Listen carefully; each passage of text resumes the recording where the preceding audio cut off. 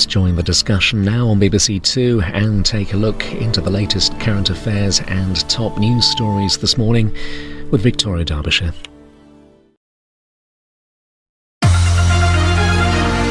Hello, it's Wednesday, it's 10 o'clock, I'm Victoria Derbyshire. Good morning. Physical violence, manipulation, sexual violence, and now abuse via technology.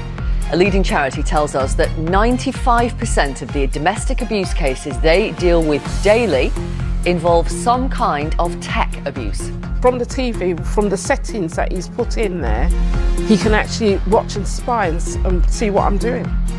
He could watch me up in the kitchen via the iPad as well. The iPad was linked to the telly in the kitchen? Was linked to the telly in the kitchen.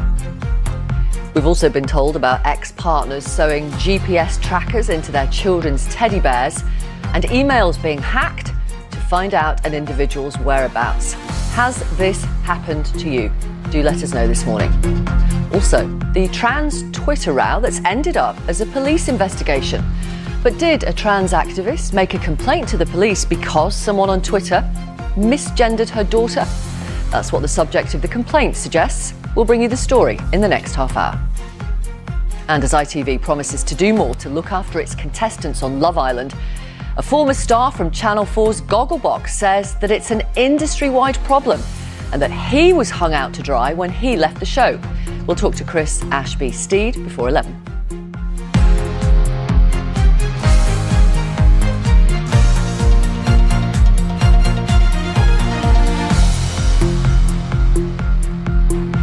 Hello, good morning. It's Wednesday morning. Welcome to the programme. We're live until 11 as we are each weekday. What's going on with Brexit? It's a question we may have asked every day for the last 2 years.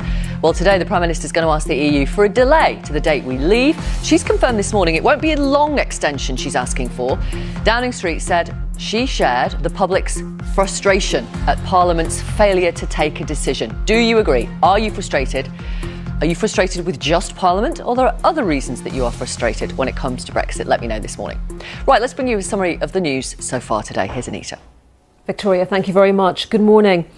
Funerals have been taking place in Christchurch for some of the 50 people killed last Friday when a gunman attacked 2 mosques.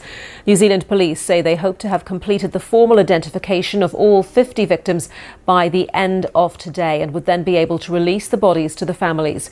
The Prime Minister of New Zealand, Jacinda Ardern, has been speaking exclusively to the BBC. She told us there needs to be a global fight to root out racist right-wing ideology. We absolutely have to learn the lessons from both what gave rise to the ugly ideology of this individual and what environments allow that to grow and to potentially spread.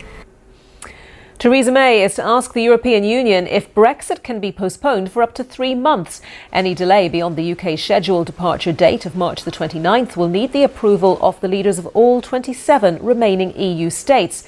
They'll meet Mrs May at a summit in Brussels tomorrow. Technology is increasingly being used by domestic abusers to trap, control or hunt down their victims, this programme has found. The charity Refuge has told us exclusively that of the 6,500 people they support each day, 95% of those cases now involve some form of tech abuse. That can mean